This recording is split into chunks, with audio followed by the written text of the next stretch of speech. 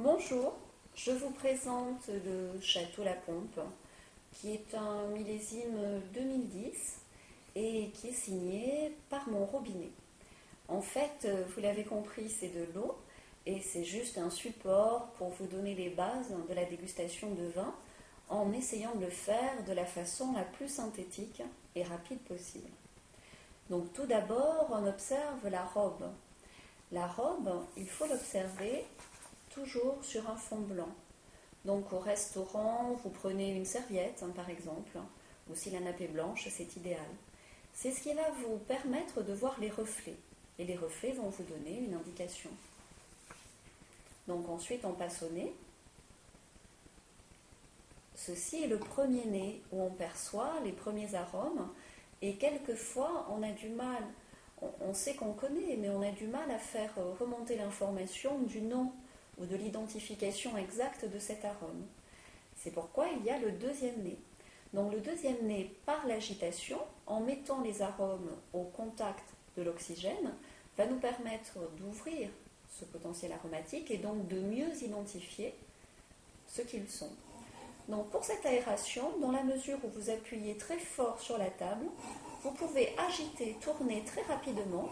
Logiquement, dans un verre à vin, le vin reste dans le verre et personne n'est éclaboussé. Voilà, vous avez vu, vous pouvez y aller particulièrement énergiquement. Ce qui nous amène au deuxième nez. Donc là, c'est un peu Javel, mais bon, c'est le Château La Pompe, hein, on est d'accord. Ensuite, on passe à la bouche. Vous avez certainement de l'expérience et des habitudes.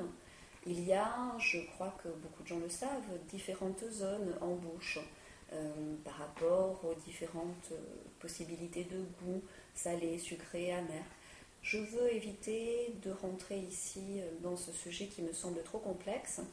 De toute façon, quand c'est bon, normalement ça fait l'unanimité.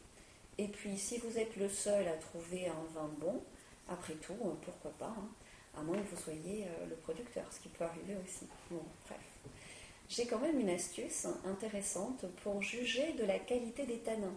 Et les tanins sont importants car c'est la structure, c'est vraiment la charpente, ce qui va soutenir tous les arômes du vin. Donc pour en juger, il y a un geste que je vais vous montrer où vous faites passer le vin entre votre lèvre et votre gencive et en le laissant s'écouler délicatement sur les côtés. Et selon la sensation que vous allez avoir, cela va vous permettre de juger de la qualité du travail, du vigneron, du terroir et de la finesse de ces talins, sachant que souvent, hein, là aussi les règles sont délicates, mais souvent un vin qui va offrir des tanins à la fois puissants et particulièrement fins et veloutés va être un vin de grande qualité, en tout cas à boire. Donc je vous montre le geste.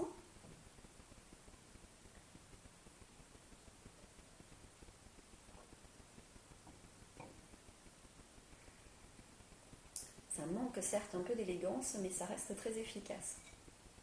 Et donc si vous avez au contraire, comme un coup de poing, la gencive complètement paralysée, les tanins sont bien présents. Peut-être c'est un vin de garde à conserver encore. En tout cas, les tanins sont un petit peu rustres. Voilà, j'ai des informations encore à vous communiquer.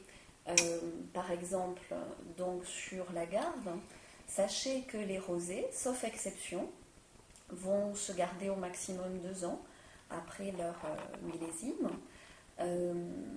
Dans nos appartements, au niveau de la température de service, souvent on a tendance à trop chauffer. Donc il est intéressant de servir les rouges légèrement rafraîchis, par exemple autour de 19 degrés. Et pour les blancs et les rosés, évitez de trop les rafraîchir, de les servir trop frais, puisque ça va masquer les arômes. En tout cas, ça peut aussi masquer les défauts. La température que je vous recommande en moyenne est de 10 à 12 degrés. Voilà, à mon tour maintenant, au travers de tous les vins qui s'offrent à nous, de vous souhaiter d'agréables dégustations et de vous forger vos propres opinions selon vos envies. Au revoir.